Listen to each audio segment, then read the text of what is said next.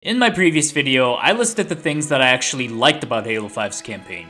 Because despite its flaws, I wanted to balance things out with something positive, so as to be constructive and not come off as a complete hater.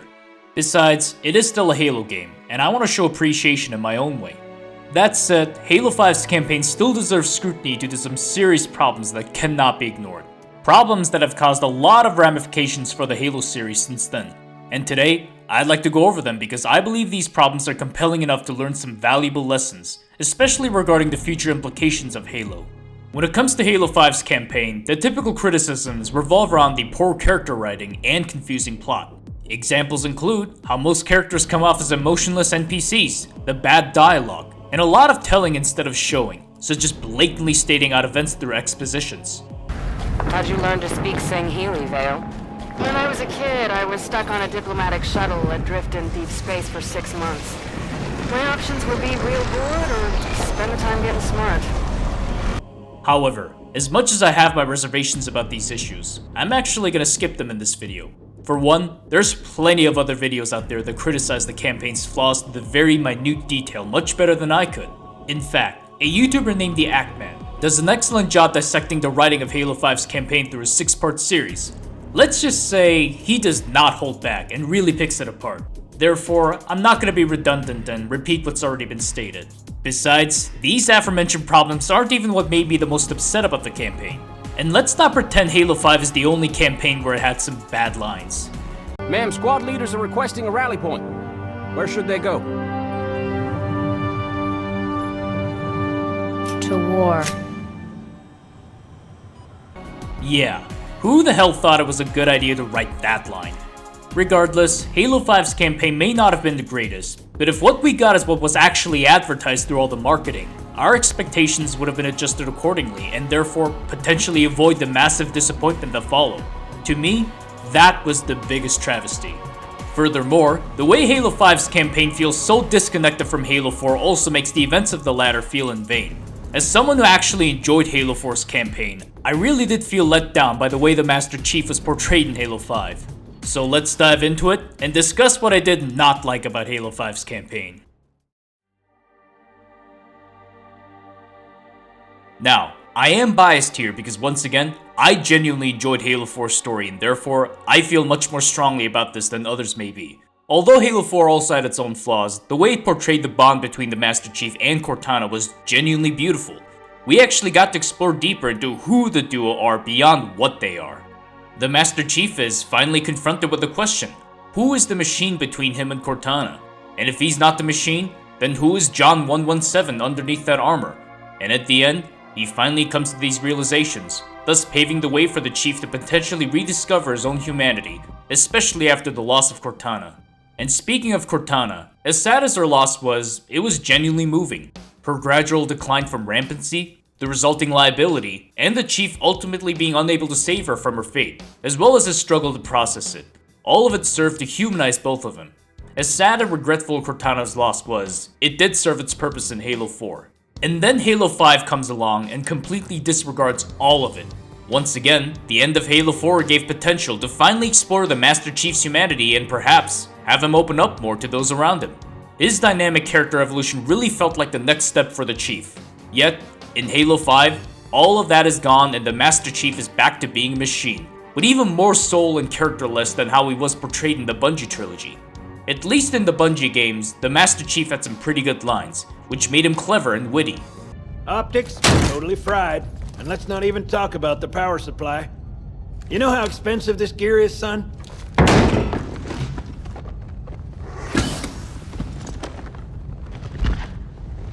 Tell that to the Covenant. Sir, permission to leave the station. For what purpose, Master Chief? To give the Covenant back their bomb. Permission granted.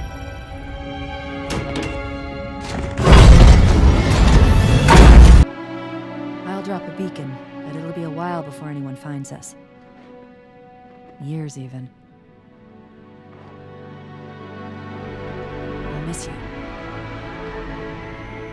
Wake me when you need me. Yet, in Halo 5, the Master Chief may as well not even be a person. stripped of practically any character that made him likable and reduced into some empty shell. In fact, I dare question if the Master Chief's presence in the campaign really served any meaningful purpose. Negative infinity. I don't like it. Speaking of meaningful roles, I am flabbergasted by not only Cortana's return, but also her becoming some kind of space Tarkin, seeking to build an AI galactic empire. I can respect the debate about whether killing off Cortana in Halo 4 was a mistake or not, but I firmly believe that the decision to revive her in Halo 5 was a mistake, and the sloppy and half-assed manner of Cortana's revival only serves to trivialize all the struggles and heartfelt moments of Halo 4. How despite all of the Chief's best efforts, he wasn't going to be able to save her no matter what, and had to figure out how to move on without her.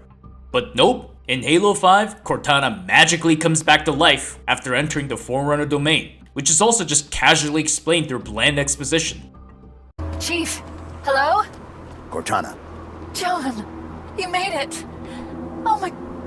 I can't believe you're here. Where are we? You're on a Forerunner world. Designation, Genesis. Enough standing around. Let me get the bridge for you. The Warden will be back soon. You know him? Oh yes. Fair warning? He has a single mind, but a few million bodies. Chief said you were destroyed. After I saw John last, I was pulled into slipspace. That's where I found access to the domain. A Forerunner system that spans the known galaxy. How are you still active? Rampancy... Entering the domain. Touching this place. It cured me. It's like the water of life for AIs. If 343 really needed to revive Cortana no matter what, the least they could have done was to actually show the events that led up to it, such as a single cutscene to clear up potential confusions. More importantly, explain what suddenly caused Cortana to break character become Space Tarkin. All of this just comes out of left field, especially for casual players who don't keep up with the external lore material and thus don't even know what the hell the domain even is. And again, don't just tell us, but show us these developments. In the end, Cortana in Halo 5 is nowhere near the charming and empathetic Cortana that I knew from before. Lastly, does anyone wonder what happened to the Didact? The main antagonist of Halo 4 who tried to compose the Earth and transform all of humanity into his android army? Now, the Didact also received a lot of mixed receptions among fans, with many criticizing how overly esoteric and mysterious he was. But whatever your feelings are about the Didact, he had enormous potential as the main antagonist of the Reclaimer saga, almost like a Darth Vader-like figure. And no, it's not because of his Force choke ability. So, where did he go? Well, turns out he was just killed off screen in the comic Halo Escalations. The comic was okay, I guess. In fact, I'll probably make a video of its own about it later. Regardless, the way 343 just conveniently erased him off and pretend as if he never existed is just lazy. Just like Cortana's revival, there's a lot of external events that's never shown in-game to explain the massive gap and developments leading up to Halo 5. In fact, it's almost as if the events of Halo 4 never even happened. It all feels so disconnected, if not downright irrelevant to Halo 5. And speaking of disconnect, the moment you've all been waiting for.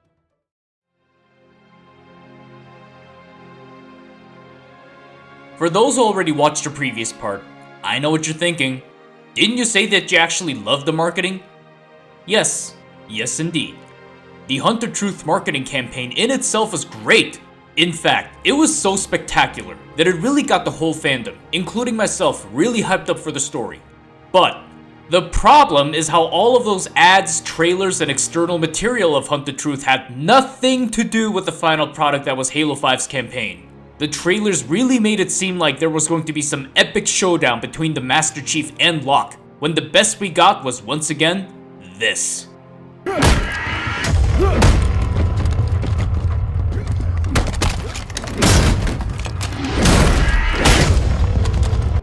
And after that atrocious fight scene, the Chief and Locke never interact again until the very end, where they let bygones be bygones and pretend as if nothing happened. The supposed epic conflict that the fandom anticipated between Blue Team and Fireteam Osiris was nothing but just some brief scuffle that didn't really add anything to the story. So those two teasers showing the Master Chief and Locke about to execute each other? Yeah, they meant nothing.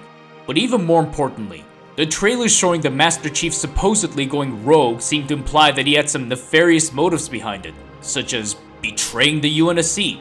which is why Locke and Fireteam Osiris was assembled to hunt him down and stop him. One of the teasers even outright mentions the word traitor, showing just how high the stakes truly are. All hail the conquering hero. The one who was supposed to save us all. But now I must save us. From you. Now, this is a bit of a hot take, but the idea of the Chief going rogue from the UNSC isn't too far-fetched. In fact, he already disobeyed a superior officer and went AWOL during Halo 4, because the Didact was that much of a monumental threat that the Chief was willing to disregard the chain of command. You don't want me to. Remove the chip now, Commander. Please. I don't want to. Give me that chip. The Didact has to be stopped. If you won't do that, I will. I am ordering you to surrender that AI! No, sir. Lieutenant! Arrest that man! Captain! Arrest him! Captain! Get word to Earth that trouble is coming. Cortana and I will do what we can back here.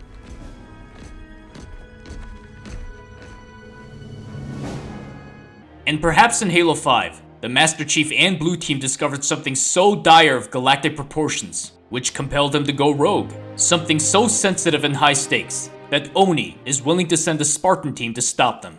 And many fans, including myself, were eager to hunt for the truth. Was the Master Chief really a traitor to the UNSC and humanity? Or was there a compelling reason for him and Blue Team to go AWOL? Was there anything Oni was covering up behind the scenes? And as mentioned in the previous video, all of this gave serious Captain America Civil War vibes, with fans already placing their bets on either Spartan, while anxious to finally hunt for the truth. Except, once again, none of this ended up in the final product. Yes, the Chief and Blue Team did end up going AWOL, but the motive was nowhere near as nefarious or even treasonous as the trailer seemed to imply. Turns out they were just chasing after Cortana. Perhaps misguided, but that doesn't make the Chief a traitor. Nowhere in the story does the Chief and Blue Team betray the UNSC. Nowhere in the story does the Chief cause enormous havoc and destruction like the trailers show. But now I must save us. From you. And what saving needs to be done from the Master Chief? Nothing. In fact, the Chief and Blue Team barely get any screen time. All they really do is just chase after Cortana's Phantom and repeatedly fight the Warden Eternal 6 goddamn times. Other than that, they really don't do much. Very anticlimactic. And speaking of such, Spartan Locke. I have spent enough years with Oni to know the truth. Once this is over, after all I have done, they'll order you to kill us both.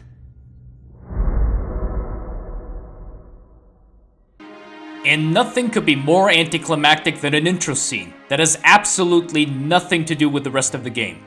Now, when I first saw the scene, however, it really got me hyped up even more, especially after consuming the Hunt the Truth podcast, which really highlighted the darker parts of Halo, such as just how sinister Oni is and how far they're willing to go to cover up the truth.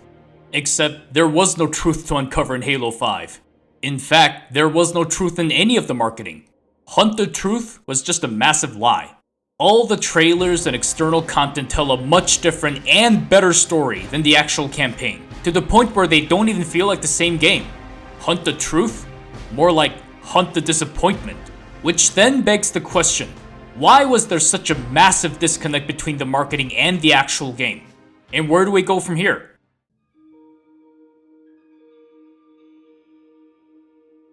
What ultimately disappointed me about Halo 5 Guardians wasn't even necessarily the game itself, but rather the overall direction 343 tried to take with it.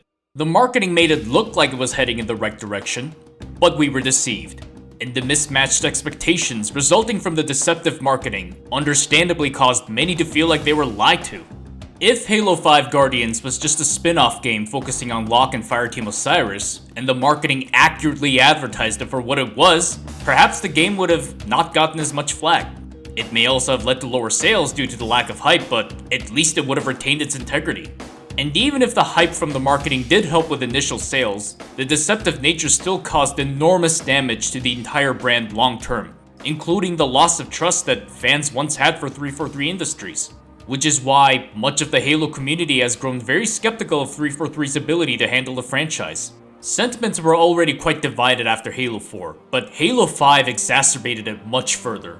Even I, someone who actually appreciated 343 Industries for Halo 4 and sincerely looked forward to Halo 5, have grown slowly jaded over the years and wonder how post-Bungie Halo can recover from it. And once again, the big question remains, why was there such a massive disconnect between the marketing and the actual game? There's a lot of speculation around the community, ranging from last-minute rewrites to intentional misdirection to bait the fandom. Now, as tempting as it is to put on a tinfoil hat, I think the reason is more mundane, which is just poor communication between the developers and the marketing team. In fact, the Hunt the Truth marketing campaign was not conducted by 343, but rather outsourced to another agency.